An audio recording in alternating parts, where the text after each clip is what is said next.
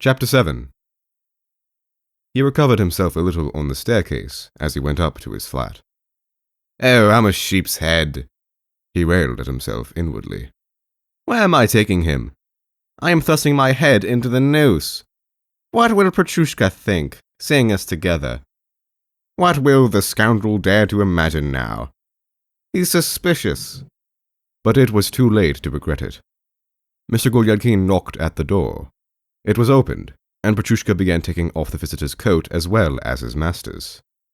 Mr. Golyadkin looked askance, just stealing a glance at Petrushka, trying to read his countenance and divine what he was thinking. But to his intense astonishment, he saw that his servant showed no trace of surprise, but seemed, on the contrary, to be expecting something of the sort.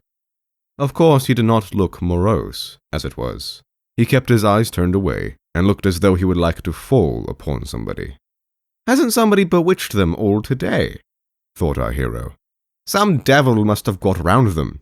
There certainly must be something peculiar in the whole lot of them today. Damn it all, what a worry it is." Such were Mr. Golyadkin's thoughts and reflections as he led his visitor into the room, and politely asked him to sit down. The visitor appeared to be greatly embarrassed.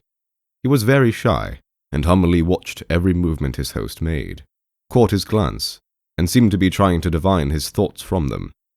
There was a downtrodden, crushed, scared look about all his gestures, so that, if the comparison may be allowed, he was at that moment rather like the man who, having lost his clothes, is dressed up in somebody else's.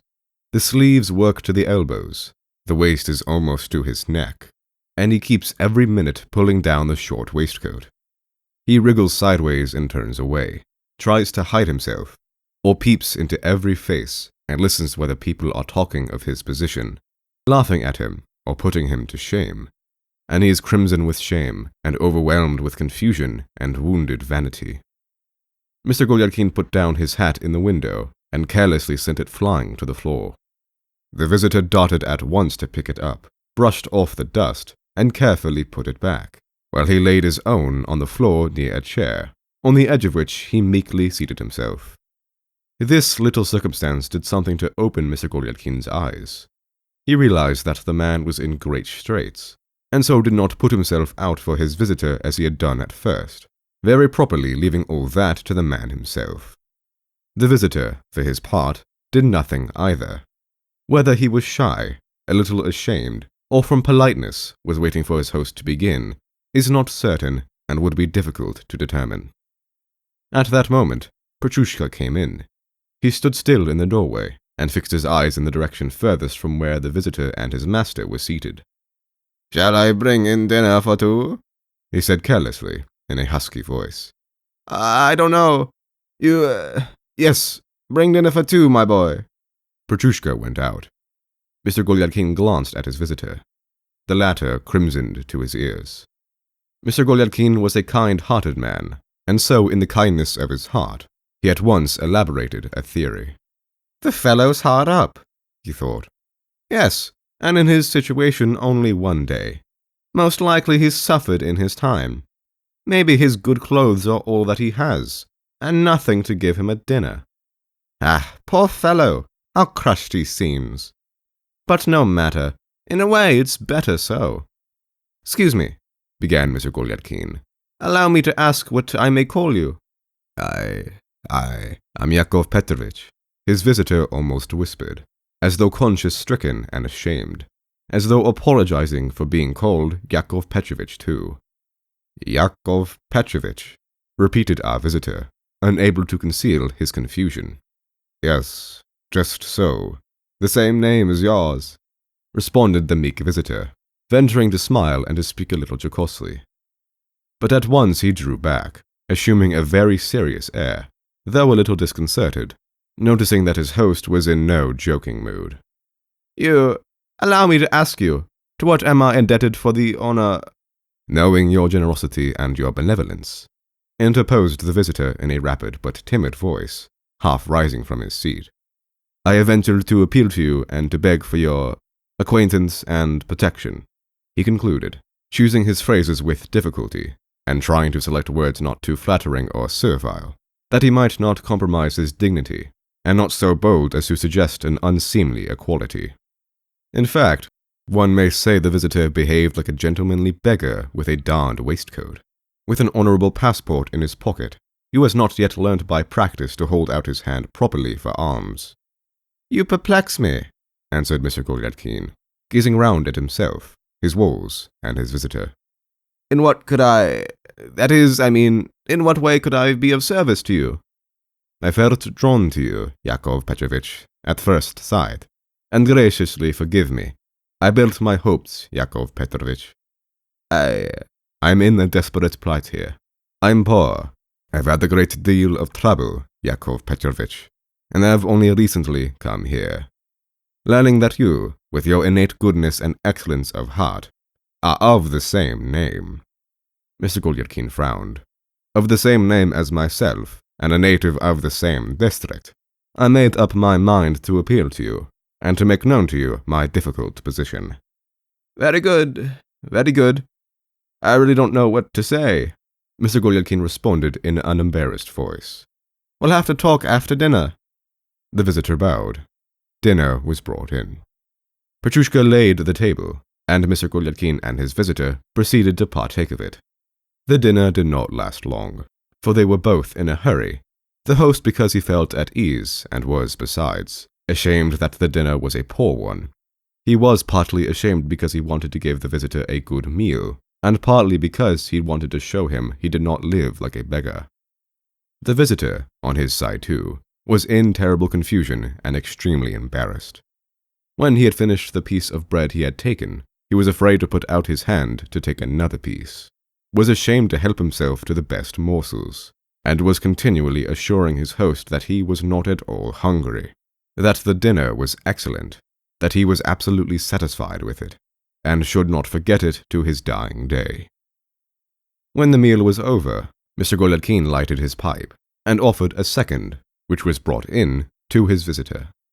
They sat facing each other, and the visitor began telling his adventures. Mr. Golyadkin Jr.'s story lasted for 3 or 4 hours. His history was, however, comprised of the most trivial and wretched, if one may say so, incidents. It dealt with details of service in some law court in the provinces, of prosecutors and presidents, of some department intrigues, of the depravity of some registration clerks, of an inspector, of the sudden appointment of a new chief in the department, of how the second Mr. Golyadkin had suffered quite without any fault on his part, of his aged aunt, Pelagya Semyonovna, of how, through various intrigues on the part of his enemies, he had lost his situation and had come to Petersburg on foot, of the harassing and wretched time he had spent here in Petersburg, how for a long time he had tried in vain to get a job, had spent all his money, had nothing left, had been living almost in the street, lived on a crust of bread and washed it down with his tears, slept on the bare floor, and finally how some good Christian had exerted himself on his behalf, had given him an introduction, and had nobly got him into a new berth. Mr. Golyadkin's visitor shed tears as he told his story, and wiped his eyes with a blue check handkerchief that looked like oilcloth. He ended by making a clean breast of it to Mr. Golyadkin, and confessing that he was not only for the time without means of subsistence and money for decent lodging, but had not even the wherewithal to fit himself out properly, so that he had, he said in conclusion, been able to get together enough for a pair of wretched boots, and that he had had to hire a uniform for the time.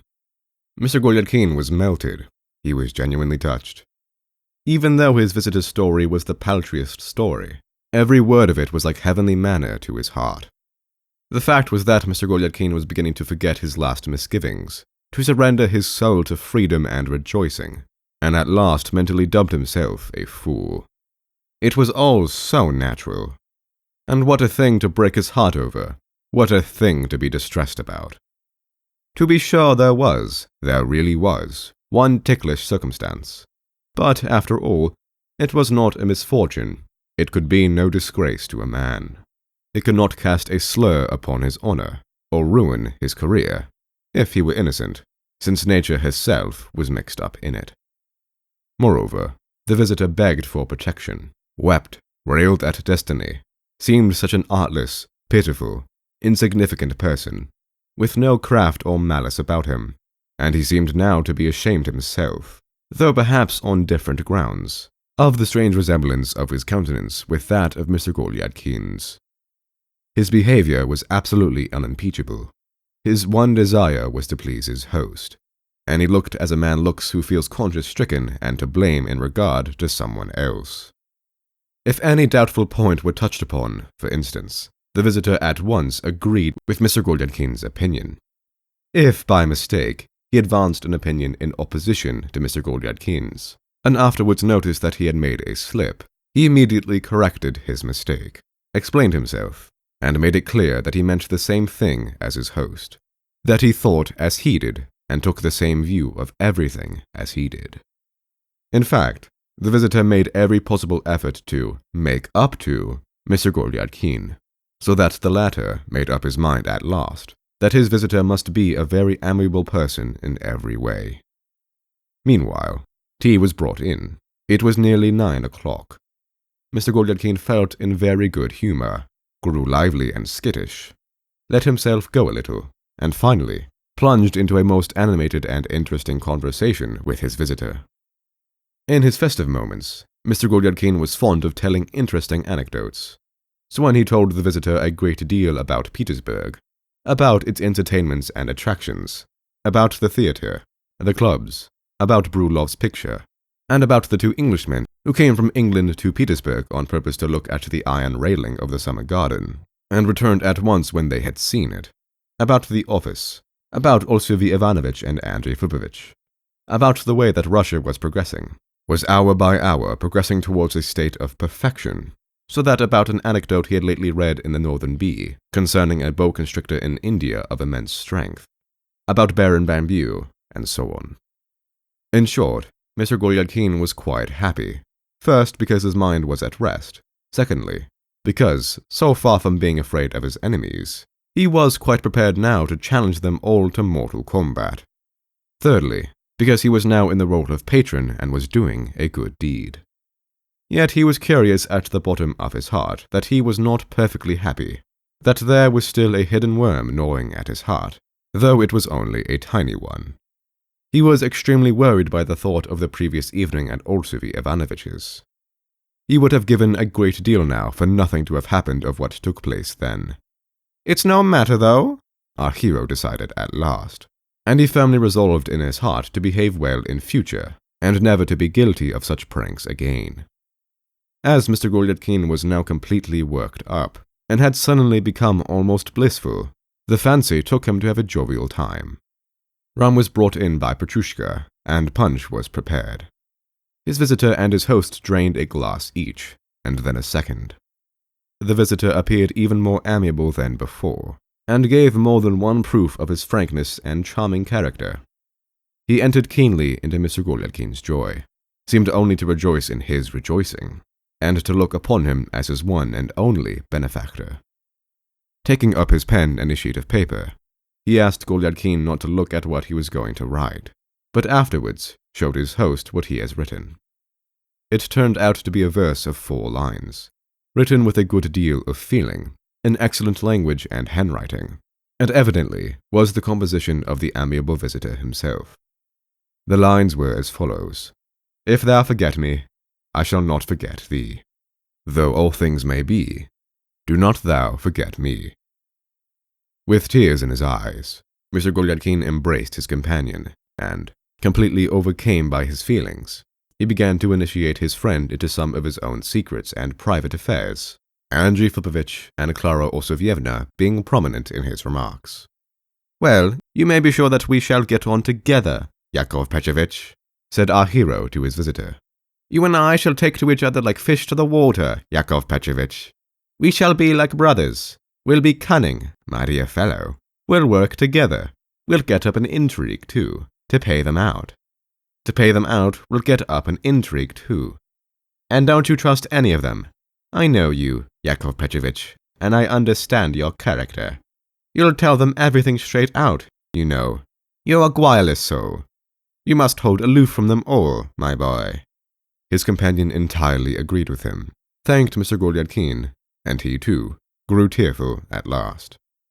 "Do you know, Yasha," Mr. Golyadkin went on in a shaking voice, weak with emotion, "you must stay with me for a time, or stay with me forever. We shall get on together. What do you say, brother, eh? And don't you worry or repine because there's such a strange circumstance about us now. It's a sin to repine, brother. It's nature. And Mother Nature is liberal with her gifts. So there, brother Yasha. It's from love for you that I speak, from brotherly love. But we'll be cunning, Yasha. We'll lay a mine too, and we'll make them laugh out the other side of their mouths."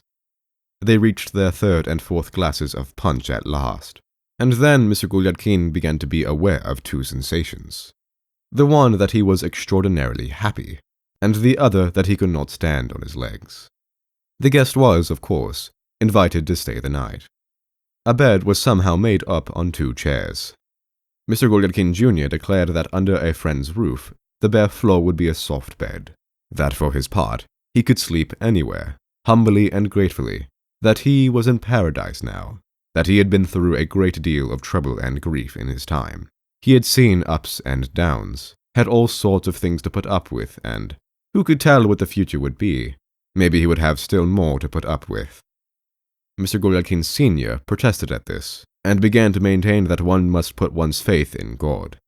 His guest entirely agreed, observing that there was, of course, no one like God. At this point, Mr. Golyadkin Sr. observed that in certain respects, the Turks were right in calling upon God even in their sleep. Then, though disagreeing with certain learned professors in the slanders that he has promulgated against the Turkish prophet Muhammad, and recognizing him as a great politician in his own line, Mr. Golyadkin passed to a very interesting description of an Algerian barber's shop, which he had read in a book of miscellanies. The friends laughed heartily at the simplicity of the Turks, but paid due tribute to their fanaticism, which they ascribed to opium. At last the guest began undressing, and thinking in the kindness of his heart that very likely he hadn't even a decent shirt, Mr. Golyadkin went behind the screen to avoid embarrassing a man who had suffered enough, and partly to reassure himself as far as possible about Petrushka, to sound him, to cheer him up if he could, to be kind to the fellow so that everyone might be happy, and that everything might be pleasant all round. It must be remarked that Petrushka still rather bothered Mr. Golyadkin. "You go to bed now, Pyotr," Mr. Golyadkin said blandly, going into his servant's domain. "You go to bed now, and wake me up at 8 o'clock. Do you understand, Petrushka?" Mr. Golyadkin spoke with exceptional softness and friendliness, but Petrushka remained mute.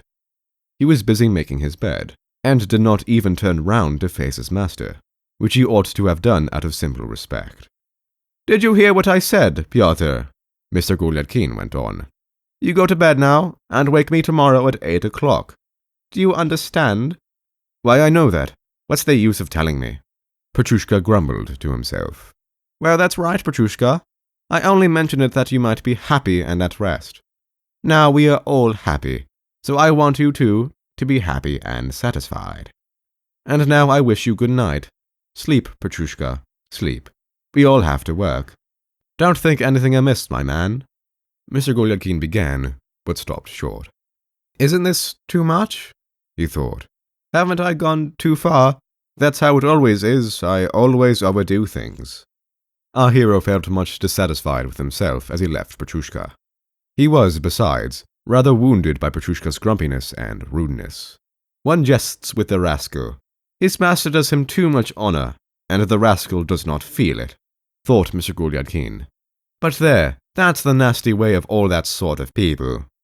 Somewhat shaken, he went back to his room, and, seeing that his guest had settled himself for the night, he sat down on the edge of his bed for a minute. "Come, you must own, Yasha," he began in a whisper, wagging his head. "You're a rascal, you know. What a way you've treated me. You see, you've got my name. Do you know that?"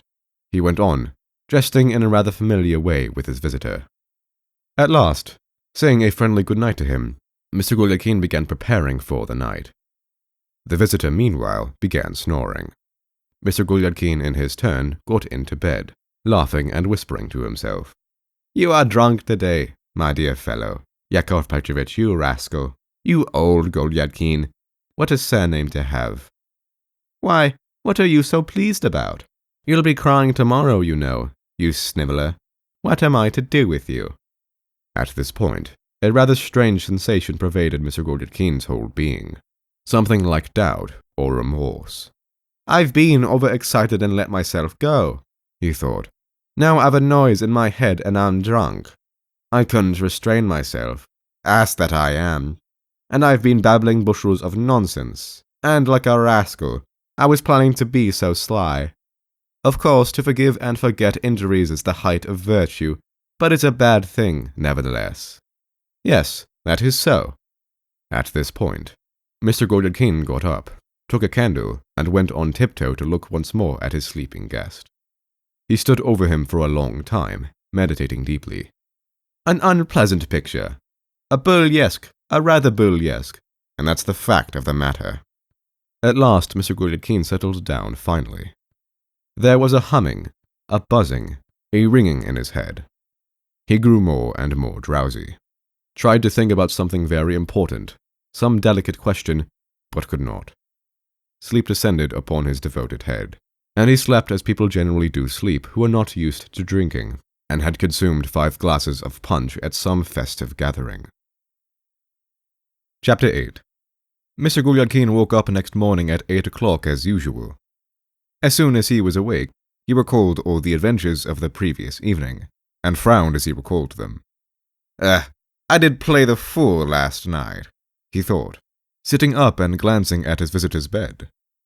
But what was his amazement when he saw in the room no trace, not only of his visitor, but even of the bed on which his visitor had slept. What does it mean? Mr. Golyadkin almost shrieked. What does this new circumstance portend? While Mr. Golyadkin was gazing in open-mouthed bewilderment at the empty spot, the door creaked, and Petrushka came in with the tea tray. Where? Our hero said in a voice hardly audible, pointing to the place which had been occupied by his visitor the night before. At first, Petrushka made no answer and did not look at his master, but fixed his eyes upon the corner to the right, till Mr. Golyadkin felt compelled to look into that corner too. After a brief silence, however, Petrushka, in a rude and husky voice, answered that his master was not at home. You idiot! Why, I'm your master, Petrushka, said Mr. Golyadkin in a breaking voice, looking open-eyed at his servant. Petrushka made no reply, but he gave Mr. Golyadkin such a look that the latter crimsoned to his ears, looked at him with an insulting reproachfulness almost equivalent to open abuse. Mr. Golyadkin was utterly flabbergasted, as the saying is. At last Petrushka explained that the other one had gone away an hour and a half ago, and would not wait.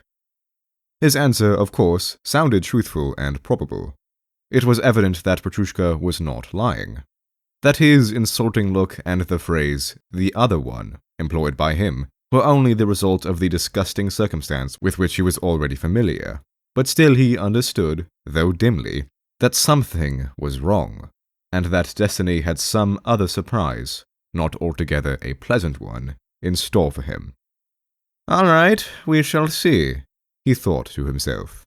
We shall see in due time. I will get to the bottom of all this. O Lord, have mercy upon us, he moaned in conclusion, in quite a different voice. And why did I invite him? To what end did I do all that? Why, I am thrusting my head into the thievish noose myself. I am trying the noose with my own hands. You fool! You fool! You can't resist babbling like some silly boy, some chancery clerk, some wretched creature of no class at all. Some rag, some rotten discloth. You're a gossip, an old woman. Oh, all ye saints! And he wrote verses, the rogue, and expressed his love for me. How can I show him the door in such a polite way if he turns up again, the rogue? Of course, there are all sorts of ways and means. I can say this is how it is, my salary being so limited. Or scare him off in some way saying that, taking this and that into consideration. I am forced to make clear that he would have to pay an equal share of the cost of board and lodging, and pay the money in advance. No, damn it all. No. That would be degrading to me. It's not quite delicate. Couldn't I do something like this? Suggest to Petrushka that he should annoy him in some way, should be disrespectful, be rude, and get him in that way. Set them at each other in some way. No, damn it all, no. It's dangerous, and again, if one looks at it from that point of view, it's not the right thing at all. Not the right thing at all. But there, even if he doesn't come, it will be a bad lookout, too. I babbled to him last night. It's a bad lookout, a bad lookout. We're in a bad way. Oh, I'm a cursed fool, a cursed fool. You can't train yourself to behave as you ought. You can't conduct yourself reasonably. Well, what if he comes and refuses? And God grant he may come. I should be very glad if he did come. Such were Mr. Golyadkin's reflections as he swallowed his tea and glanced continuously at the clock on the wall. It's 9:15. It's time to go. And something will happen. What will there be there? I should like to know what exactly lies hidden in this. That is, the object, the aim, and the various intrigues. It would be a good thing to find out what all these people are plotting, and what will be their first step. Mr. Golyadkin could endure it no longer. He threw down his unfinished pipe, dressed, and set off for the office, anxious to ward off the danger if possible, and to reassure himself about everything by his presence in person. There was danger. He knew himself that there was danger. We'll get to the bottom of this, said Mr. Golyadkin, taking off his coat and goloshes in the entry. We'll go into all these matters immediately. Making up his mind to act in this way, our hero put himself to rights, assumed a correct and official air, and was just about to pass into the adjoining room, when suddenly, in the very doorway, he jostled against his acquaintance of the day before, his friend and companion. Mr. Golyadkin Jr. seemed not to notice Mr. Golyadkin Sr., though they met almost nose to nose. Mr. Golyadkin Jr. seemed to be busy, to be hastening somewhere, was breathless. He had such an official, such a business-like air, that it seemed as though anyone could read his face, entrusted with a special commission. "Oh, it's you, Yakov Petrovitch," said our hero, clutching the hand of his last night's visitor. Presently, excuse me, tell me about it afterwards," cried Mr. Golyadkin Jr., dashing on. "But excuse me, I believe, Yakov Petrovitch, you wanted—" "What is it? Make haste and explain." At this point, his visitor of the previous night halted as though reluctantly and against his will, and put his ear almost to Mr. Golyadkin's nose. "I must tell you, Yakov Petrovitch, that I am surprised at your behavior. Behavior which, seemingly, I could not have expected at all. There's a proper form for everything. Go to His Excellency's secretary and then appeal in the proper way to the directors of the office. Have you got your petition?" I really don't know, Yakov Petrovitch. You simply amaze me, Yakov Petrovitch. You certainly don't recognize me, or, with characteristic gaiety, you are joking. "Oh, it's you," said Mr. Golyadkin Jr., seeming only now to recognize Mr. Golyadkin Sr. "So it's you. Have you had a good night?" Then, smiling a little, a formal and conventional smile, by no means the sort of smile that was befitting, for, after all, he owed a debt of gratitude to Mr. Golyadkin Sr. Smiling this formal and conventional smile, Mr. Golyadkin Jr. added that he was very glad Mr. Golyadkin Sr. had had a good night. Then he made a slight bow, and shuffling a little with his feet, looked to the right and to the left, then dropped his eyes to the floor, made for the side door, and muttering in a hurried whisper that he had a special commission, dashed into the next room. He vanished like an apparition. "Well, this is queer," muttered our hero, petrified for a moment. "This is queer. This is a strange circumstance." At this point, Mr. Golyadkin felt as though he had pins and needles all over him. "However," he went to himself as he made his way to his department, "however, I spoke long ago of such a circumstance. I had a presentiment long ago that he had a special commission. Why, I said yesterday that the man must certainly be employed on some special commission. Have you finished copying out the document you had yesterday, Yakov Petrovich? Anton Antonovich Petrushka asked Mr. Golyadkin, when the latter was seated beside him. Have you got it here? Yes, murmured Mr. Golyadkin, looking at the head clerk with a rather helpless glance. That's right. I mention it because Andrei Filipovich has asked for it twice. I'll be bound His Excellency wants it. Well, it's finished. Well, that's all right, then. I believe, Anton Antonovich, I have always performed my duties properly. I am always scrupulous over the work entrusted to me by my superiors, and I attend to it conscientiously. Yes, why, what do you mean by that? I mean nothing, Anton Antonovich. I only want to explain, Anton Antonovich, that I meant to express that spite and malice sometimes spare no person whatever in their search for their daily and revolting food. Excuse me, I don't quite understand you. What person are you alluding to?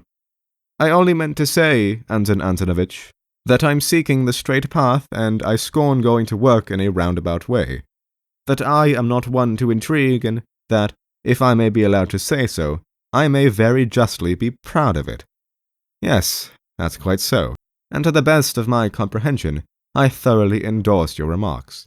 But allow me to tell you, Yakov Petrovich, that personalities are not quite permissible in good society. That I, for instance, am ready to put up with anything behind my back, for anyone's abused behind his back. But to my face, if you please, my good sir, I don't allow anyone to be imprudent. I've grown grey in the government service, sir, and I don't allow anyone to be impudent to me in my old age. No, Anton Antonovich. You see, Anton Antonovich, you haven't quite caught my meaning. To be sure, Anton Antonovich, I, for my part, could only think it an honor. Well then, I ask pardon too. We've been brought up in the same school, and it's too late for us to learn your newfangled ways. I believe we've had understanding enough for the service of our country up to now. As you are aware, sir, I have an order of merit for 25 years' irreproachable service. I feel it, Anton Antonovich. On my side, too, I quite feel all that. But I didn't mean that. I'm speaking of a mask, Anton Antonovich. A mask? Again, I am apprehensive that you are taking this, too, in a wrong sense. That is the sense of my remarks, as you say yourself, Anton Antonovich. I am simply enunciating a theory. That is, I am advancing the idea, Anton Antonovich, that persons who wear a mask have become far more uncommon, and that nowadays it is hard to recognize the man beneath the mask. Well, do you know, it's not altogether so hard. Sometimes it's fairly easy. Sometimes one not need go far to look for it. No, you know, Anton Antonovich, I say of myself that I, for instance, do not put on a mask except when there is need of it. That is simply at carnival time or at some festive gathering, speaking in the literal sense. That I do not wear a mask before people in daily life, speaking in another less obvious sense. That's what I mean to say, Anton Antonovich. Oh well, but we must drop all this, for now I've no time to spare, said Anton Antonovich, getting up from his seat and collecting some papers in order to report upon them to His Excellency. Your business, as I imagine, will be explained in due course without delay.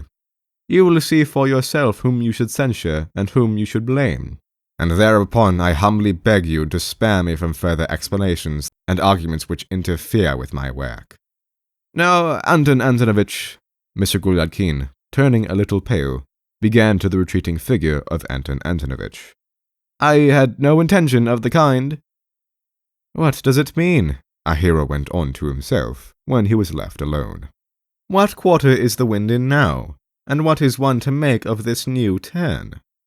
At the very time when our bewildered and half-crushed hero was setting himself to solve this new question, there was a sound of movement and bustle in the next room.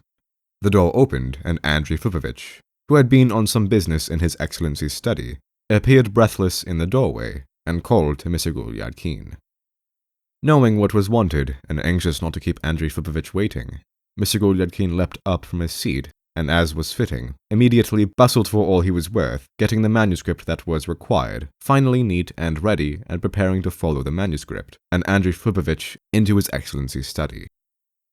Suddenly, almost slipping under the arm of Andrei Filipovich, who was standing right in the doorway, Mr. Golyadkin Jr. darted into the room in breathless haste and bustle. With a solemn and resolutely official air, he bounded straight up to Mr. Golyadkin Sr., who was expecting nothing less than such a visitation. "The papers, Yakov Petrovich, the papers. His Excellency has been pleased to ask for them. Have you got them ready?" Mr. Golyadkin Sr.'s friend whispered in a hurried undertone. "Andrei Filipovich is waiting for you." "I know he is waiting without your telling me," said Mr. Golyadkin Sr., also in a hurried whisper. "No, Yakov Petrovich, I did not mean that. I did not mean that at all. Yakov Petrovich, not that at all. I sympathize with you, Yakov Petrovich, and am humbly moved by genuine interest, which I most humbly beg you to spare me. Allow me. You'll put it in an envelope, of course, Yakov Petrovich, and you'll put a mark in the 3rd page. Allow me, Yakov Petrovich." "You allow me, if you please." "But I say, there's a blot here, Yakov Petrovich. Did you know there was a blot here?" At this point, Andrei Filipovich called Yakov Petrovich a second time. "One moment, Andrei Filipovich. I'm only just... Do you understand Russian, sir?" "It would be best to take it out with a penknife, Yakov Petrovich. You had better rely upon me. You had better not touch it yourself, Yakov Petrovich. Rely upon me. I'll do it with a penknife." Andrei Filipovich called Mr. Golyadkin a 3rd time. "But allow me. Where's the blot? I don't think there's a blot at all." "It's a huge blot. Here it is. Here, allow me. I saw it here. You just let me, Yakov Petrovich. I'll just touch it with the penknife. I'll scratch it out with the penknife from true-hearted sympathy. There, like this. See, it's done." At this point, and quite unexpectedly, Mr. Golyadkin Jr. overpowered Mr. Golyadkin Sr. in the momentary struggle that had arisen between them, and so, entirely against the latter's will, suddenly, without rhyme nor reason, took possession of the document required by the authorities, and instead of scratching it out with the penknife in true-hearted sympathy as he had perfidiously promised Mr. Golyadkin Sr., hurriedly rolled it up, put it under his arm. In 2 bounds was beside Andrei Filipovich, who noticed none of his maneuvers, and flew with the latter into the director's room. Mr. Golyadkin remained as though riveted to the spot, holding the penknife in his hand and, apparently, on the point of scratching something out with it. Our hero could not yet grasp his new position. He could not at once recover himself. He felt the blow, the thought that it was somehow all right. In terrible, indescribable misery, he tore himself at last from his seat, rushed straight into the director's room, imploring heaven on the way that it would be all right. In the furthest-most room, which adjoined the director's private room, he ran straight upon Andrei Filipovich in company with his namesake. Both of them moved aside. Andrei Filipovich was talking with a good-humored smile. Mr. Golyadkin Sr.'s namesake was smiling too, fawning at Andrei Filipovich and tripping about at a respectful distance from him, and was whispering something in his ear with a delighted air, to which Andrei Filipovich asserted with a gracious nod. In a flash, our hero grasped the whole position. The fact was that the work had surpassed His Excellency's expectations, as he learned afterwards, and was finished punctually by the time it was needed. His Excellency was extremely pleased with it. It was even said that His Excellency had said, "Thank you," to Mr. Golyadkin Jr., had thanked him warmly, had said that he would remember it on occasion and would never forget it. Of course, the first thing Mr. Golyadkin did was to protest with the utmost vigor of which he was capable. Pale as death, and hardly knowing what he was doing, he rushed up to Andrei Filipovich. But the latter, hearing that Mr. Golyadkin's business was a private matter, refused to listen, observing firmly that he had not a minute to spare for his own affairs. The curtness of his tone and his refusal struck Mr. Golyadkin. "I had better, perhaps, try in another quarter? I had better appeal to Anton Antonovich." But in his disappointment, Anton Antonovich was not available either. He, too, was busy over something somewhere. "Ah, It was not without design that he had asked me to spare his explanation and discussion, thought our hero. This was what the old rogue had had in his mind. In that case, I shall simply make bold to approach His Excellency. Still pale, and feeling that his brain was in complete ferment, greatly perplexed as to what he ought to decide to do, Mr. Golyadkin sat down on the edge of the chair. It would have been a great deal better if it had all been just nothing, he kept incessantly thinking to himself. Indeed, such a mysterious business was utterly improbable. In the first place, it was nonsense, and secondly, it could not happen. Most likely it was imagination, or something else happened, and not what really did happen, or perhaps I went myself, and somehow mistook myself for someone else. In short, it's an utterly implausible thing. Mr. Golyadkin had no sooner made up his mind that it was an utterly impossible thing, that Mr. Golyadkin Jr. flew into the room with papers in both hands, as well as under his arm.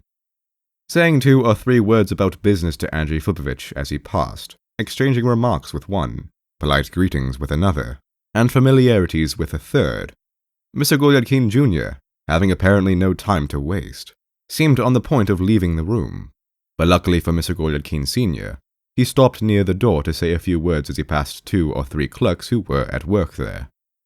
Mr. Golyadkin Sr. rushed straight at him. As soon as Mr. Golyadkin Jr. saw Mr. Golyadkin Sr.'s movement, he began immediately, with great uneasiness, looking about him to make his escape. But our hero already held his last night's guest by the sleeve.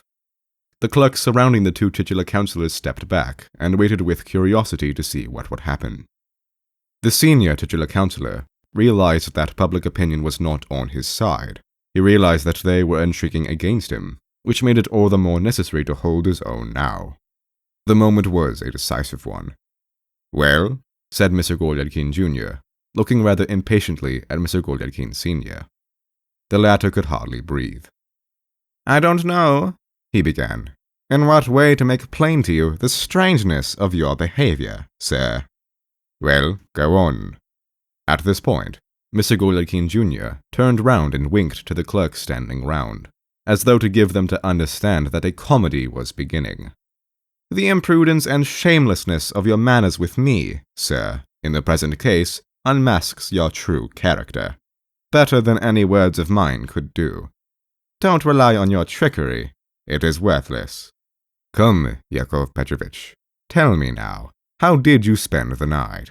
answered Mr. Golyadkin Jr., looking Mr. Golyadkin Sr. straight in the eye. "You forget yourself, sir," said the titular councillor, completely flabbergasted, hardly able to feel the floor under his feet. "I trust that you will take a different tone." "My darling," exclaimed Mr. Golyadkin Jr., making a rather unseemly grimace at Mr. Golyadkin Sr., and suddenly, quite unexpectedly, under the pretense of caressing him, he pinched his chubby cheek with 2 fingers. Our hero grew as hot as fire.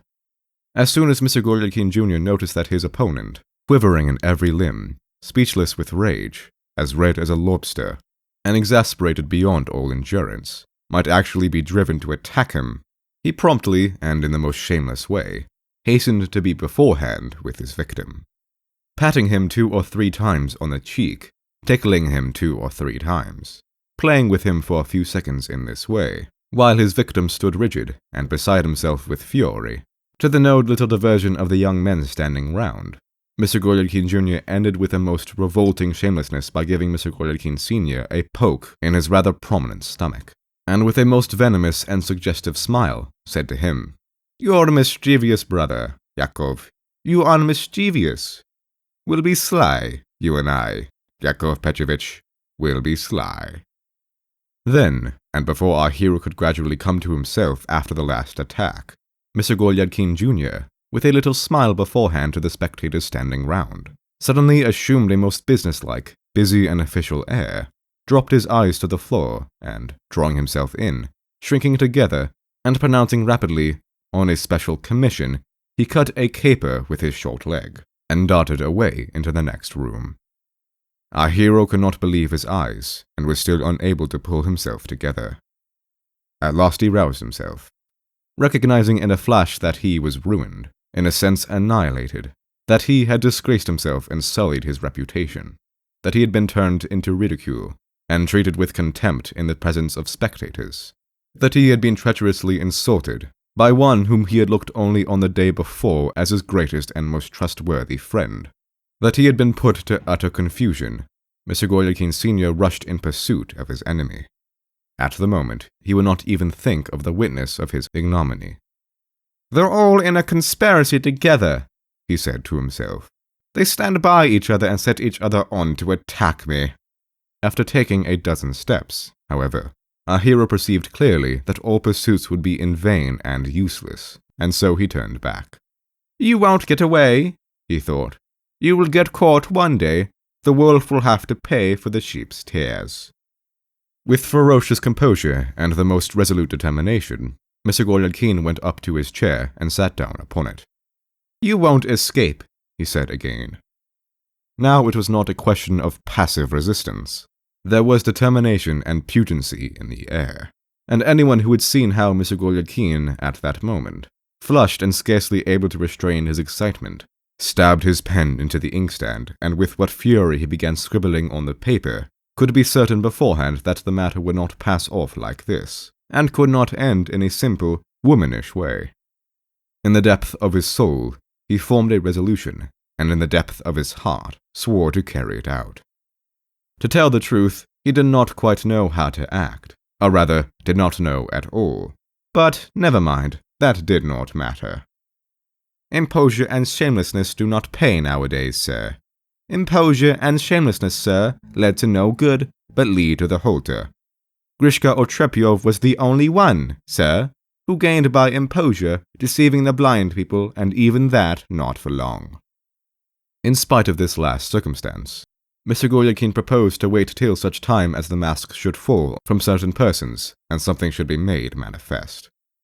For this it was necessary, in the first place, that office hours should be over as soon as possible. Until then, our hero proposed to take no step.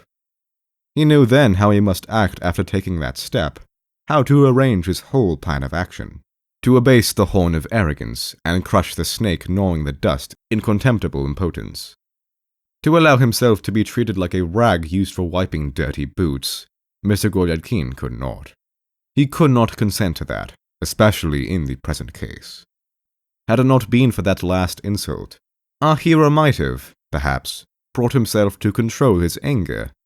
He might, perhaps, have been silent, have submitted, and not have protested too obstinately. He would just have disputed a little, have made a slight complaint, have proved that he was in the right.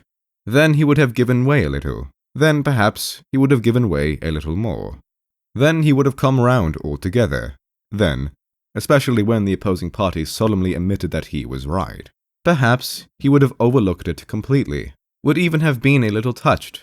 There might even, perhaps, who could tell, spring up a new, close, warm friendship, on an even broader basis than the friendship of last night, so that this friendship might, in the end, completely eclipse the unpleasantness of the rather unseemly resemblance of the two individuals, so that the titular councillors might be highly delighted, and might go on living till they were 100, and so on. To tell the whole truth, Mr. Golyadkin began to regret a little that he had stood up for himself and his rights, and had at once come in for unpleasantness in consequence. Should he give in? Thought Mr. Golyadkin. Say he was joking. I would forgive him. I would forgive him even more if he would acknowledge it aloud. But I won't let myself be treated like a rag. If I had not allowed even persons very different from him to treat me so, still less will I permit a depraved person to attempt it. I am not a rag. I am not a rag, sir. In short, our hero made up his mind. You're in fault yourself, sir, he thought. He made up his mind to protest with all his might to the very last. That was the sort of man he was. He could not consent to allow himself to be insulted, less allow himself to be treated like a rag, and above all, to allow a thoroughly vicious man to treat him so. No quarrelling, however, no quarrelling. Possibly if someone wanted, if someone, for instance, actually insisted on turning Mr. Golyadkin into rag, he might have done so without opposition or punishment. Mr. Golyadkin was himself conscious of this at times, and he would have been a rag and not Golyadkin. Yes, a nasty, filthy rag. But that rag would not have been a simple rag. It would have been a rag composed of dignity. It would have been a rag possessed of feelings and sentiments, even though dignity was defenseless, and feelings could not assert themselves, and lay hidden deep down in the filthy folds of the rag. Still, these feelings were there. The hours dragged on incredibly slowly. At last it struck 4. Soon after, all got up and, following the head of the department, moved each on his homeward way. Mr. Golyadkin mingled with the crowd. He kept a vigilant look out, and did not lose sight of the man he wanted. At last our hero saw that his friend ran up to the office attendants who handed the clerks their overcoats, and hung about near them, waiting for his in his own, usually nasty way. The minute was a decisive one. Mr. Golyadkin forced his way somehow through the crowd, and, anxious not to be left behind, he, too, began fussing about his overcoat. But Mr. Golyadkin's friend and companion was given his overcoat first, because on this occasion, too, he had succeeded, as he always did, in making up to them, whispering something to them, clinging upon them and getting round them. After putting on his overcoat, Mr. Golyadkin Jr. glanced ironically at Mr. Golyadkin Sr., acting in this way openly and defiantly, looked about him with his characteristic insolence. Finally, he tripped to and fro among the other clerks, no doubt in order to leave a good impression on them, said a word to one, whispered something to another, respectfully accosted a third, directed a smile at a fourth, gave his hand to a fifth, and gaily darted downstairs. Mr. Golyadkin Sr. flew after him, and to his inexpressible delight, overtook him on the last step, and seized him by the collar of his overcoat. It seemed as though Mr. Golyadkin Jr. was a little disconcerted, and he looked about him with a helpless air. "What do you mean by this?" he whispered to Mr. Golyadkin at last, in a weak voice. "Sir, if you are a gentleman, I trust that you remember our friendly relations yesterday," said our hero. "Ah, yes. Well, did you sleep well?" Fury rendered Mr. Golyadkin Sr. speechless for a moment. "I slept well, sir. But allow me to tell you, sir, that you are playing a very complicated game." "Who says so? My enemies say that," answered abruptly from the man who called himself Mr. Golyadkin, and saying this, he unexpectedly freed himself from the feeble hand of the real Mr. Golyadkin. As soon as he was free, he rushed away from the stairs, looked around him, saw a cab, ran up to it and got in, and in one moment vanished from Mr. Golyadkin Sr.'s sight. The despairing titular councillor, abandoned by all, gazed about him, but there was no other cab. He tried to run, but his legs gave way under him. With a look of open-mouthed astonishment on his countenance, feeling crushed and shriveled up, he leaned hopelessly against a lamp-post, and remained so for some minutes in the middle of the pavement. It seemed as though all were over for Mr. Golyadkin. Chapter 9. Everything apparently, and even nature itself, seemed up in arms against Mr. Golyadkin. But he was still on his legs and unconquered. He felt that he was unconquered. He was ready to struggle. He rubbed his hands with such feeling and such energy when he recovered from his first amazement, that it could be deduced from his very air that he would not give in. Yet the danger was imminent. It was evident. Mr. Golyadkin felt it. But how to grapple with it, with this danger? That was the question. The thought even flashed through Mr. Golyadkin's mind for a moment. After all, why not leave it so? Simply give up. Why, what is it? Why, it's nothing. I'll keep apart as though it were not I, thought Mr. Golyadkin. I'll let it all pass. It's not I, and that's all about it. He's a separate, too. Maybe he'll give it up, too. He'll hang about, the rascal. He'll hang about. He'll come back and give it up again. Then that's how it will be. I'll take it meekly, and indeed, where is the danger? Come, what danger is there? I should like anyone to tell me where the danger lies in this business. It is a trivial affair, an everyday affair. At this point, Mr. Golyadkin's tongue failed. The words died away on his lips. He even swore at himself for this thought. He convicted himself on the spot of abjectness, of cowardice for having this thought. Things were no forwarder, however. He felt that to make up his mind on some course of action was absolutely necessary for him at the moment. He even felt that he would have given a great deal to anyone who could have told him what he must decide to do. Yes, but how could he guess what? Though indeed, he had no time to guess.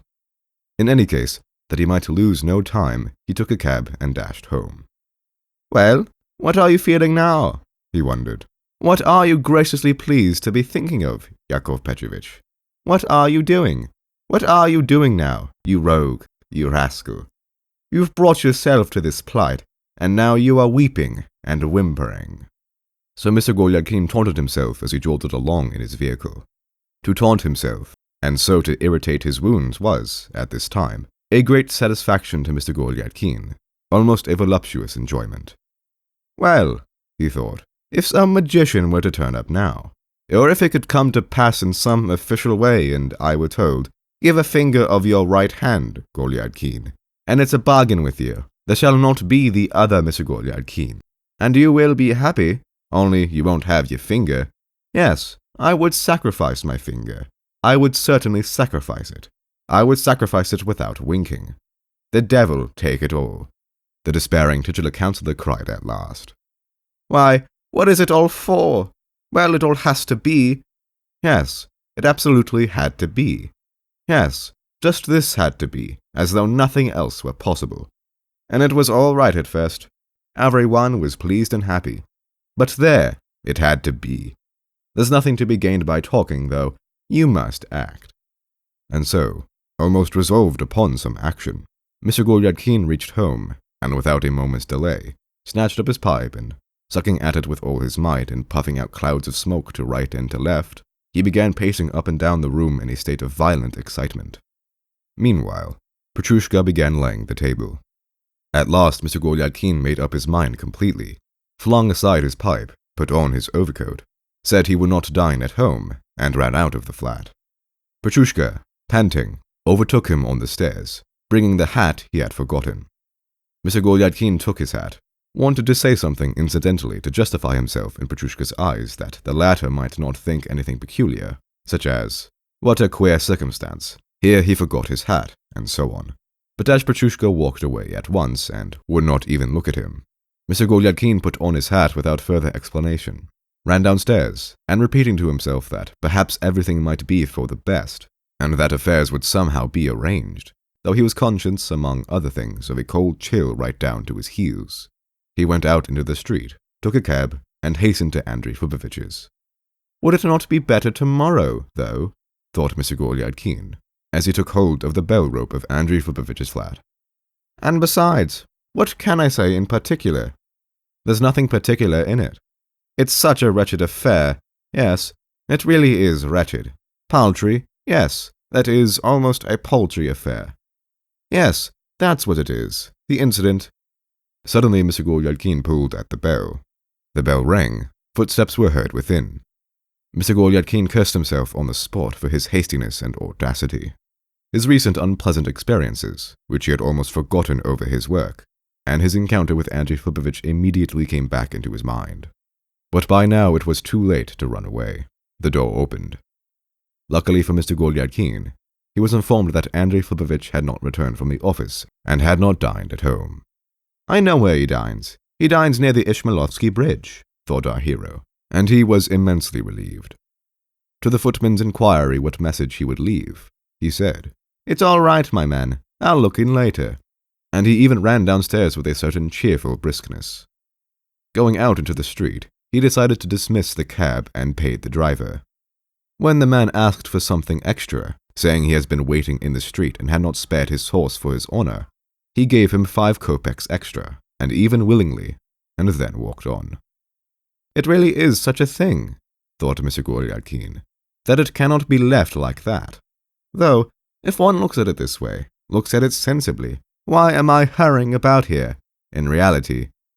Well, yes, though, I will go on discussing why I should take a lot of trouble, why I should rush about, exert myself, worry myself, and wear myself out. To begin with, the thing's done and there's no recalling it. Of course there's no recalling it. Let us put it like this. A man turns up with a satisfactory reference, said to be a capable clerk, of good conduct, only he is a poor man and has suffered many reverses. All sorts of ups and downs. Well, poverty is not a crime, so I must stand aside. Why, what nonsense it is. Anyway, he came. He is so made. The man is so made by nature itself that he is as like another man as though they were 2 drops of water, as though he were a perfect copy of another man. How could they refuse to take him into the department on that account?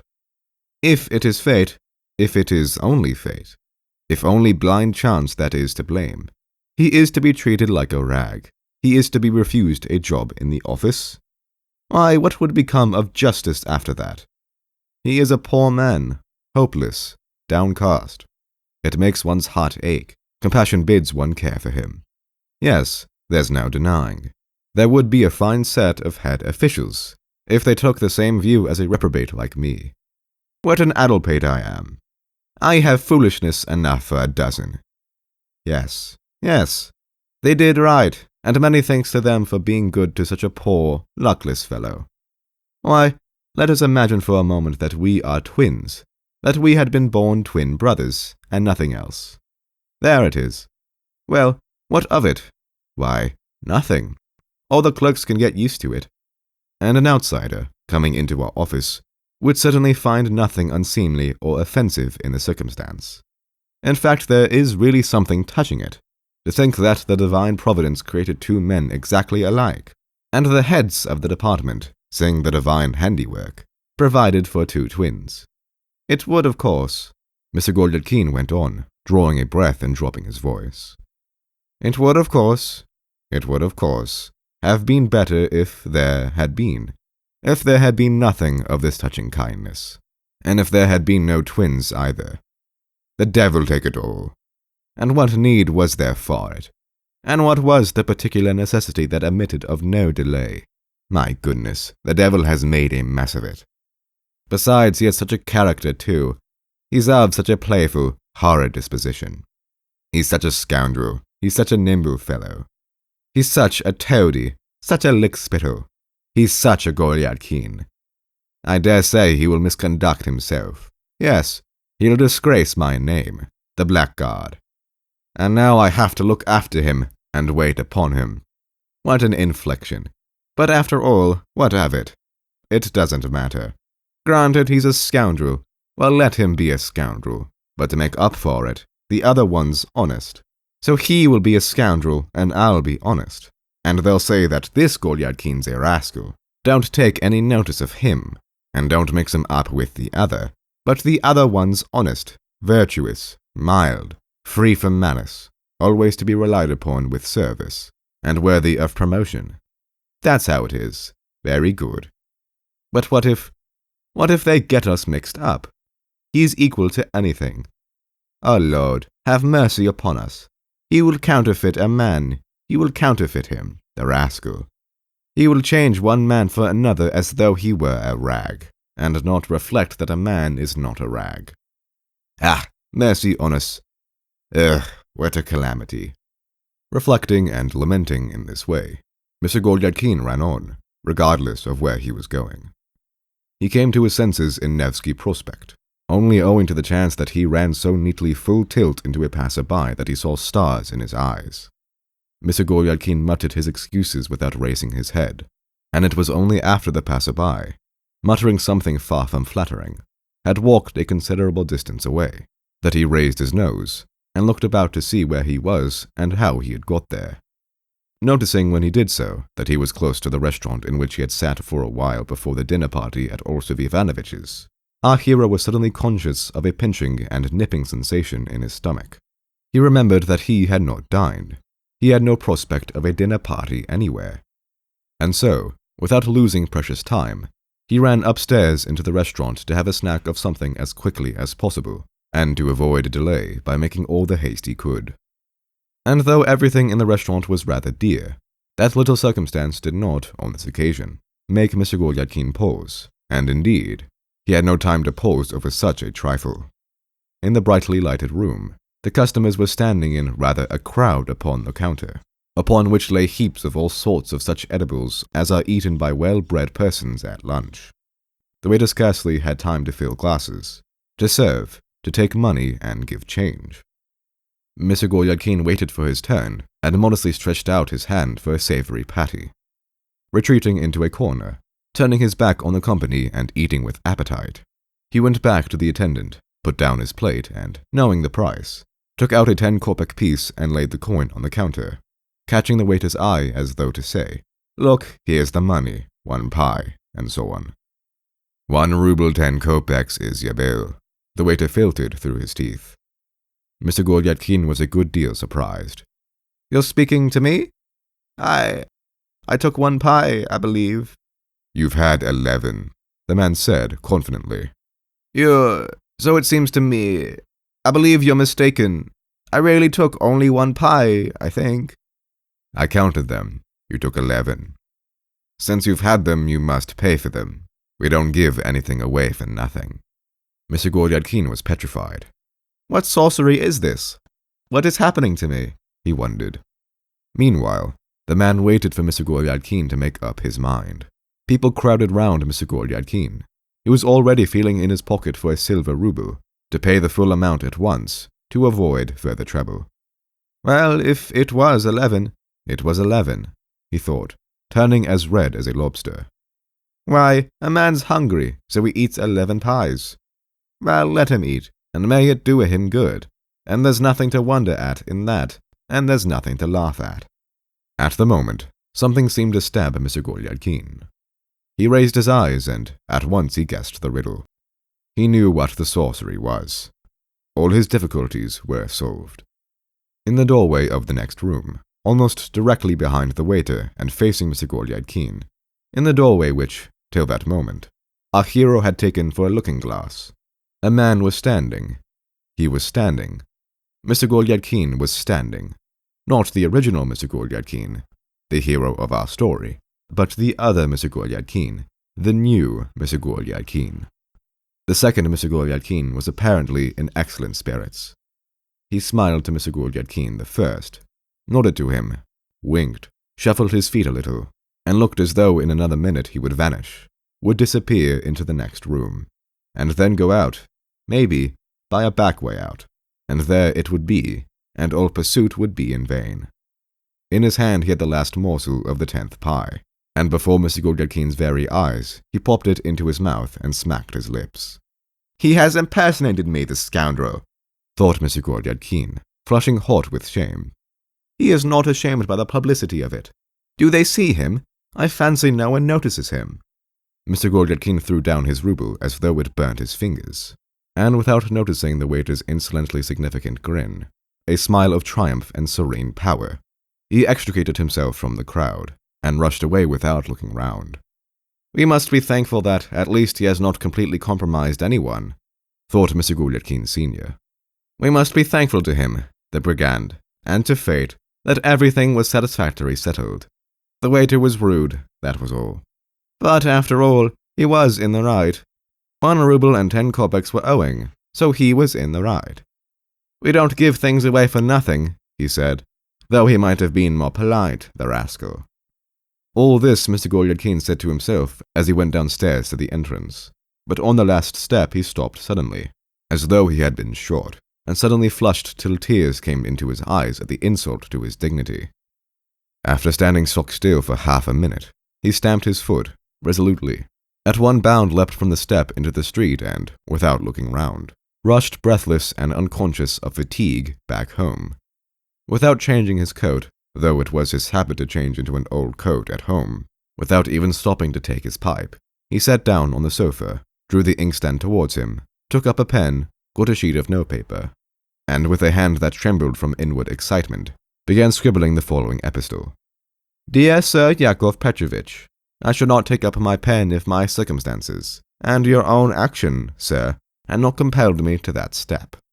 Believe me that nothing but necessity would have induced me to enter upon such a discussion with you, and therefore, first of all, I beg you, sir, to look upon this step of mine not as a premeditated design to hurt you, but as the inevitable consequence of the circumstances that is a bond between us now.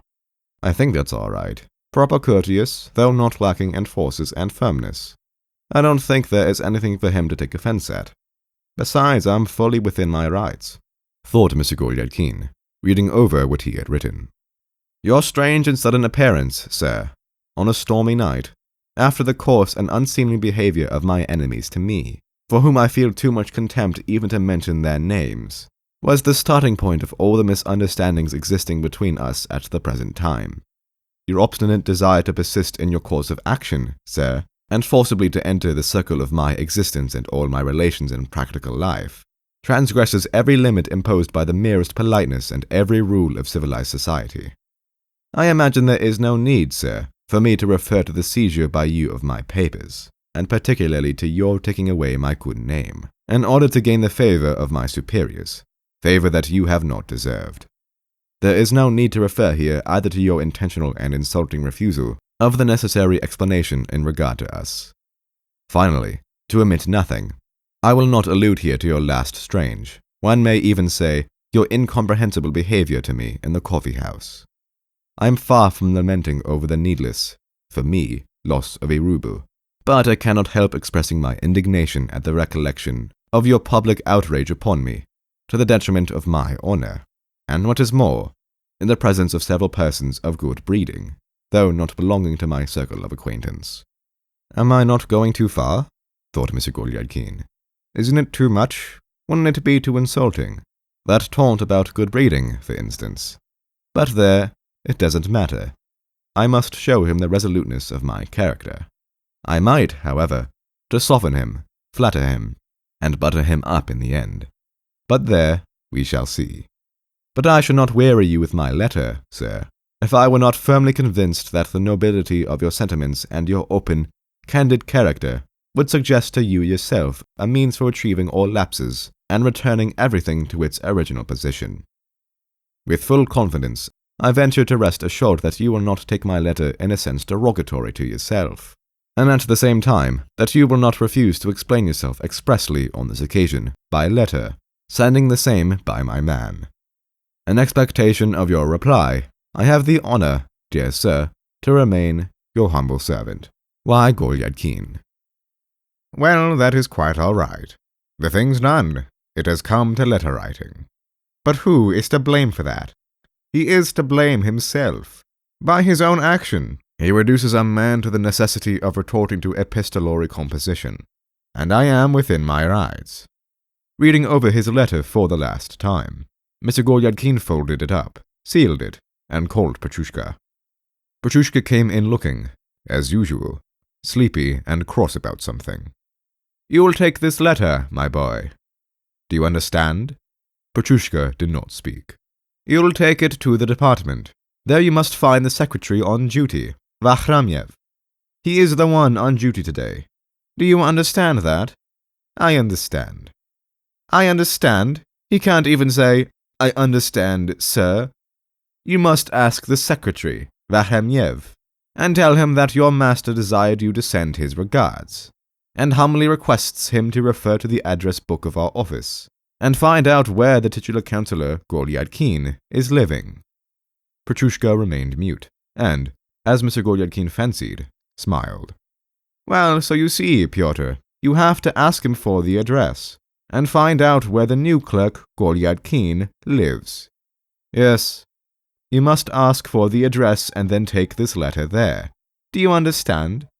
I understand. If there, where you have to take the letter, that gentleman to whom you have to give the letter, that Golyadkin. What are you laughing at, you blockhead? What is there to laugh at? What is it to me? I wasn't doing anything, sir. It's not for the likes of us to laugh. Oh, well, if that gentleman should ask, how is your master? How is he?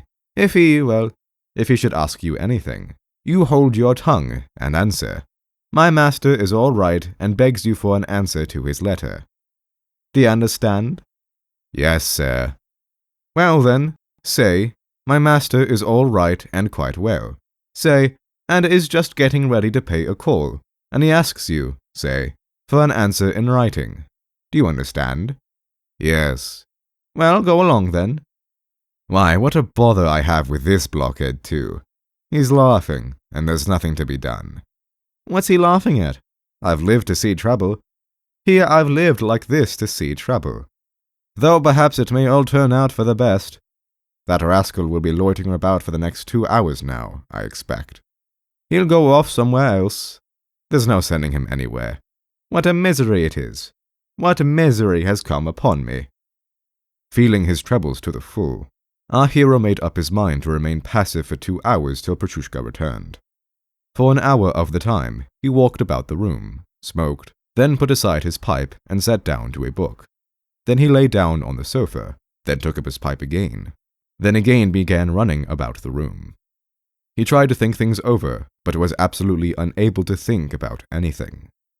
At last, the agony of remaining passive reached the climax, and Mr. Golyadkin made up his mind to take a step. Petrushka will come in another hour, he thought. I can give the key to the porter, and I myself can, so to speak. I can investigate the matter. I shall investigate the matter in my own way. Without loss of time, in haste to investigate the matter, Mr. Golyadkin took his hat, went out of the room, locked up his flat, went in to the porter, gave him the key, together with 10 kopecks. Mr. Golyadkin had become extraordinarily free-handed of late, and rushed off. Mr. Golyadkin went first on foot to the Ishmailovsky Bridge. It took him half an hour to get there. When he reached the goal of his journey, he went straight into the yard of the house so familiar to him, and glanced up at the windows of the civil councillor Berendiev's flat. Except for 3 windows hung with red curtains, all the rest were dark. Alsovy Ivanovitch has no visitors today, thought Mr. Golyadkin. They must all be staying at home today. After standing for some time in the yard, our hero tried to decide on some course of action. But he was apparently not destined to reach a decision. Mr. Golyadkin changed his mind, and with a wave of his hand, went back into the street. No, there's no need for me to go today. What could I do here? No, I'd better, so to speak. I'll investigate the matter personally. Coming to this conclusion, Mr. Golyadkin rushed off to his office. He had a long way to go. It was horribly muddy, besides, and the wet snow lay about in thick drifts. But it seemed as though difficulty did not exist for our hero at the moment. He was drenched, though, it is true, and he was a good deal splattered with mud. But that's no matter, as long as the object is obtained, and Mr. Golyadkin certainly was reaching his goal. The dark mass of the huge government building stood up black before his eyes. Stay, he thought. Where am I going, and what am I going to do here? Suppose I find out where he lives. Meanwhile, Petrushka will certainly have come back and brought me the answer. I am only wasting my precious time. I am simply wasting my time. Though shouldn't I, perhaps, go in and see Vertemyev? But no, I'll go later. There was no need to have gone out at all. But there, it's my temperament. I've a knack of always seizing a chance of rushing ahead of things, whether there is a need or not. What time is it? It must be 9 by now. Petrushka might come and not find me at home. It was pure folly on my part to go out. It is really a nuisance. Sincerely acknowledging that he had been guilty of an act of folly, our hero ran back to Shestilovochny Street. He arrived there, weary and exhausted. From the porter, he learned that Petrushka had not dreamed of turning up yet. To be sure, I foresaw it would be so, thought our hero. And meanwhile it's 9 o'clock. He's such a good-for-nothing chap. He's always drinking somewhere. Mercy on us, what a day has fallen to my miserable lot. Reflecting in this way, Mr. Golyadkin unlocked his flat, got a light, took off his outdoor things, lighted his pipe, and, tired, worn out, exhausted and hungry, lay down on the sofa and waited for Petrushka.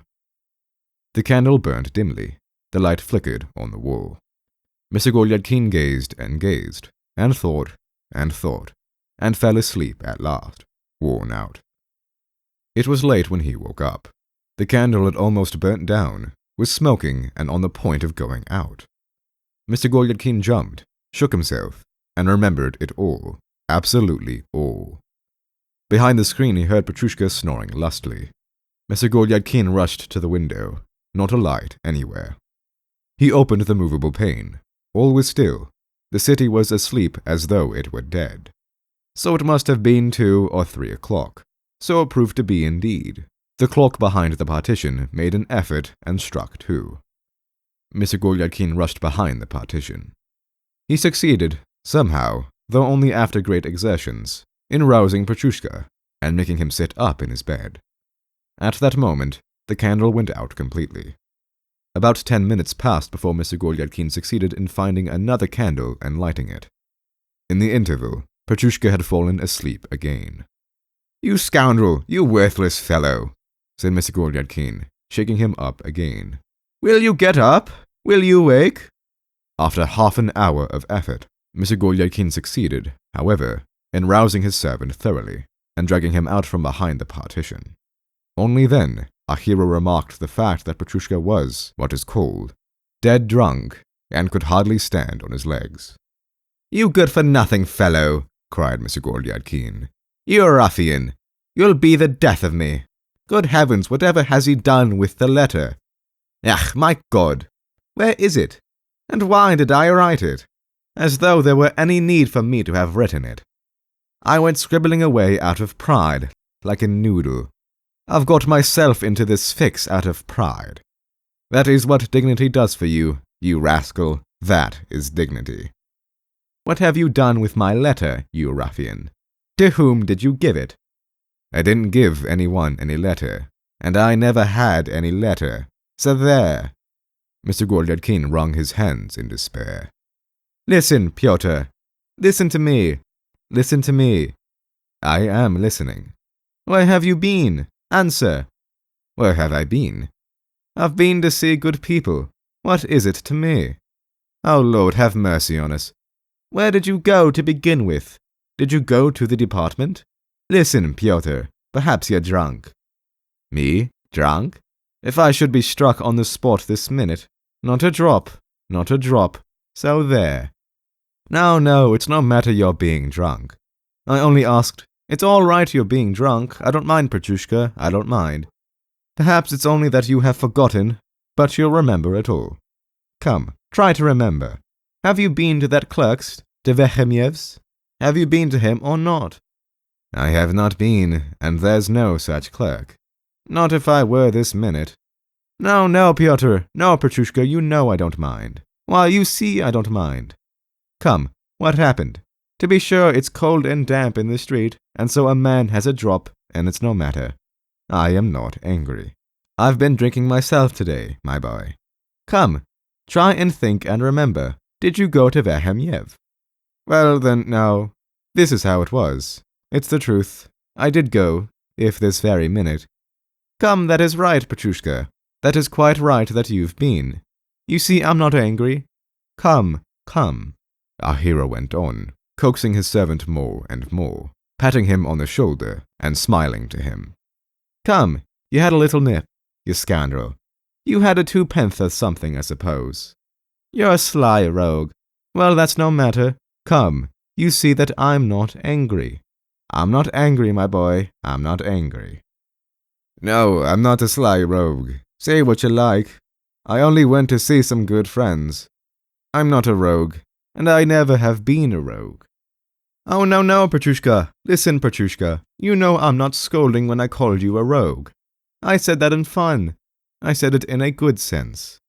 You see, Petrushka, it is sometimes a compliment to a man when you call him a rogue, a cunning fellow, that he's a sharp chap and will not let anyone take him in. Some men like it. Come, it doesn't matter. Come, tell me, Petrushka, without keeping anything back, openly, as to a friend.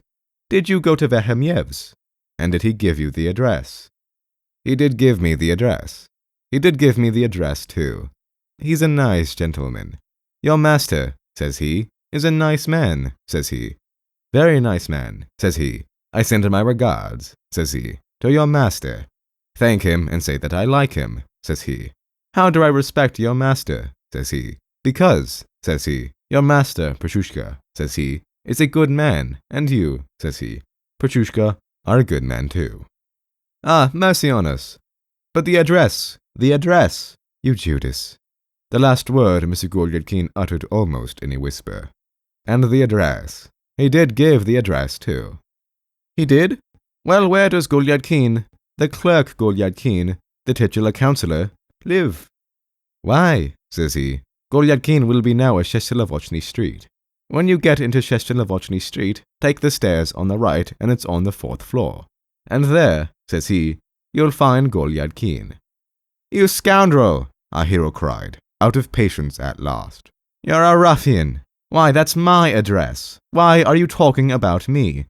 But there's another Golyadkin. I'm talking about the other one, you scoundrel. Well, that's as you please. What is it to me? Have it your own way. And the letter? What letter? There wasn't any letter, and I didn't see any letter. But what have you done with it, you rascal? I delivered the letter. I delivered it. He sent his regards.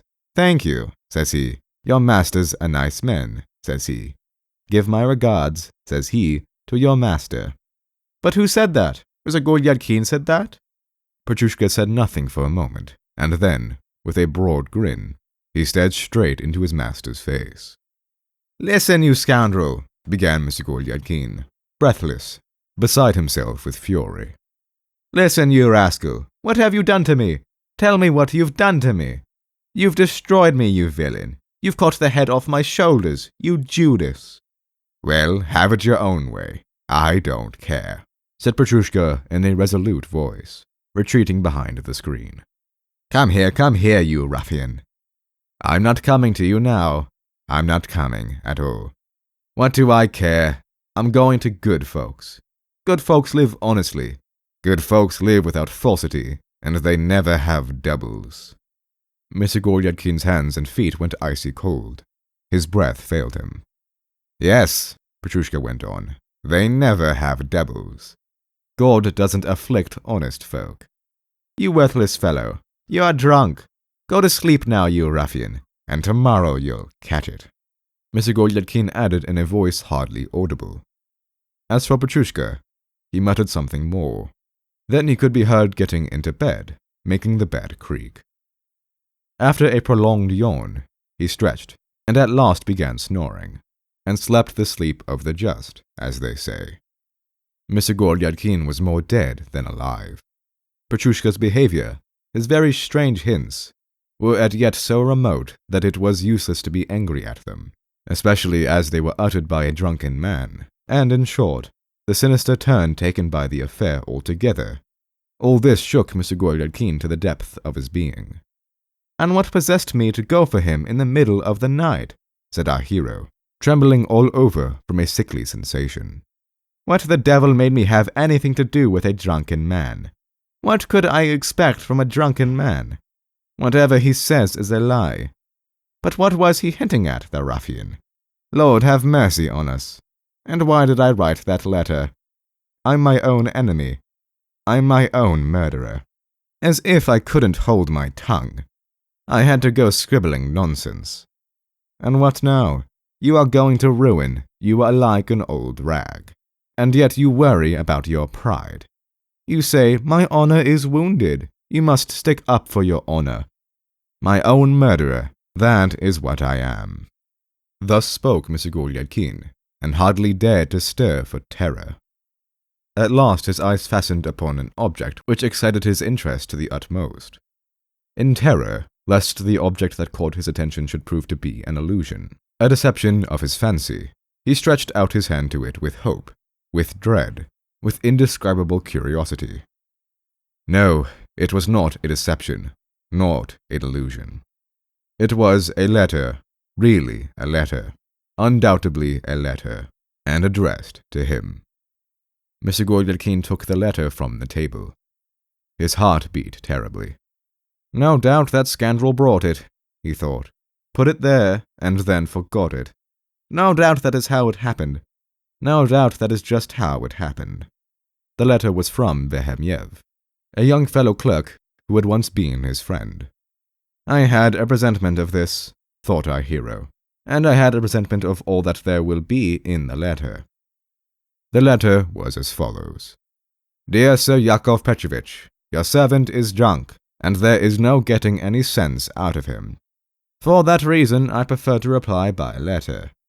I hasten to inform you that the commission you've entrusted to us, that is, to deliver a letter to a certain person you know, I agree to carry out carefully and exactly. That person, who was very well known to you and who has taken the place of a friend to me, whose name I will refrain from mentioning, because I do not wish unnecessarily to blacken the reputation of a perfectly innocent man, lodges with us at Carolina Ivanova's, in the room in which, when you were among us, the infantry officer from Tambov used to be. That person, however, is always to be found in the company of honest and true-hearted persons, which is more than one can say for some people. I intend from this day to break off all connection with you. It's impossible for us to remain on friendly terms and to keep up the appearance of comradeship congruous with them. And therefore I beg you, dear sir, immediately on the receipt of this candid letter from me, to send me the 2 rubles you owe me for the razor of foreign make which I sold you 7 months ago, if you will kindly remember, when you were still living with us in the lodgings of Carolina Ivanova, a lady whom I respect from the bottom of my heart. I am acting this way because you, from the accounts I hear from sensible persons, have lost your dignity and reputation, and have become a sense of danger to the morals of the innocent and uncontaminated. For some persons are not straightforward, their words are full of falsity, and their show of good intentions is suspicious. People can always be found capable of insulting Carolina Ivanova, who was always irreproachable in her conduct, and an honest woman, and what's more a maiden lady, though no longer young, though on the other hand of a good foreign family. And this fact I've been asked to mention in the letter by several persons, and I speak also for myself. In any case, you will learn all in due time, if you haven't learnt it yet, though you've made yourself notorious from one end of the town to the other, according to the accounts I hear from sensible people, and consequently might well have received intelligence relating to you, my dear sir, that a certain person you know, whose name I will not mention here, for certain honorable reasons, is highly respected by right-thinking people, and is, moreover, of lively and agreeable disposition, and is equally successful in the service and in the society of persons of common sense, is true in word and in friendship, and does not insult behind their back those with whom he is on friendly terms to their face. In any case, I remain your obedient servant, N. Vehemiev. P.S. You had better dismiss your man. He is a drunkard and probably gives you a great deal of trouble. You had better engage Yevstafi, who used to be in service here, and is not out of a place. Your present servant is not only a drunkard, but what's more, he's a thief, for only last week he stole a pound of sugar to Carolina Ivanova at less than cost price, which, in my opinion, he could not have done otherwise than by robbing you in a very sly way, little by little, at different times. I write this to you for your own good, although some people can do nothing but insult and deceive everybody, especially persons of honesty and good nature. What is more, they slander them behind their back and misrepresent them, simply from envy, and because they can't call themselves the same. V. After reading Vehemiev's letter, our hero remained for a long time, sitting motionless on his sofa. A new light seemed breaking through the obscure and baffling fog which had surrounded him for the last 2 days. Our hero seemed to reach a partial understanding. He tried to get up from the sofa, to take a turn about the room, to rouse himself, to collect his scattered ideas, to fix them upon a certain subject, and then to set himself to write a little, to think over his position thoroughly. But as soon as he tried to stand up, he fell back again at once, weak and helpless. Yes, of course, I had a presentiment of all that. How he writes, though, and what is the real meaning of his words? Supposing I do understand the meaning, but what is it leading to? He should have said straight out, this and that is wanted, and I would have done it. Things have taken such a turn. Things have come to such an unpleasant pass. Oh, if only tomorrow would make haste and come, and I could make haste and get to work. I know now what to do.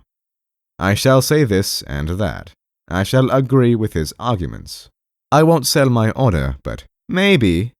But he, that person we know of, that disagreeable person, how does he come to be mixed up in it? And why has he turned up here? Oh, if tomorrow would only make haste and come. They'll slander me before then. They are intriguing. They are working despite me. The great thing is not to lose time. And now, for instance, to write a letter, and to say this and that I agree to this and that. And as soon as it is daylight tomorrow, send it off, before he can do anything. And so checkmate them. Get in before them, the darlings. They will ruin me by their slanders, and that's the fact of the matter. Mr. Golyadkin drew the paper to him, took up a pen, and wrote the following missive in answer to the secretary's letter. Dear Sir Nestor Ignatievich, with amazement mingled with heartful distress, I have pursued your insulting letter to me, for I see clearly that you are referring to me when you speak of certain discreditable persons and false friends. I see with genuine sorrow how rapidly the calumny has spread, and how deeply it has taken root, to the detriment of my prosperity, my honor and good name. And this is the more distressing and mortifying, that even honest people of a genuinely noble way of thinking and, what is even more important, of straightforward and open dispositions, abandon the interest of honorable men, and with all the qualities of their hearts, attach themselves to the pernicious corruption, which in our difficult and immoral age has unhappily increased and multiplied so greatly and so disloyally. In conclusion, I will say that the debt of 2 rubles of which you remind me, I regard as a sacred duty to return to you in its entirety.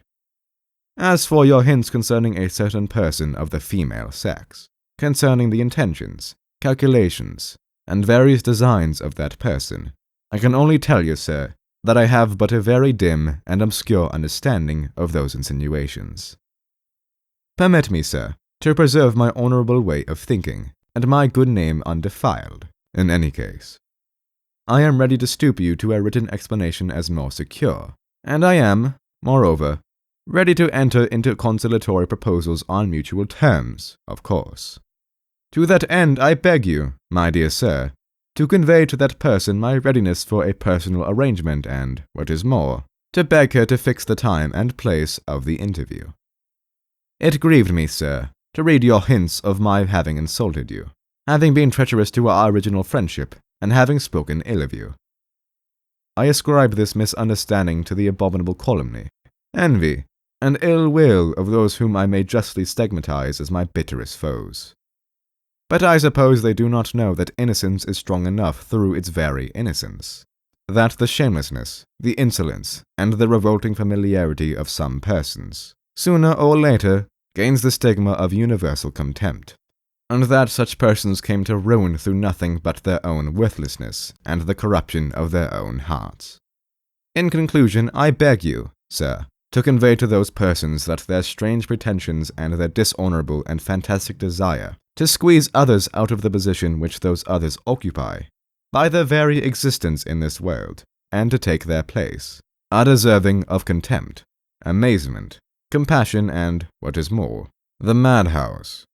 Moreover, such efforts are severely prohibited by law, which in my opinion is perfectly just, for everyone ought to be satisfied with his own position. Everyone has his fixed position, and if this is a joke, it is a joke in a very bad taste. I will say more. It is utterly immoral, for, I make bold to assure you, sir, my own views which I have expounded above, in regard to keeping one's own place, are purely moral.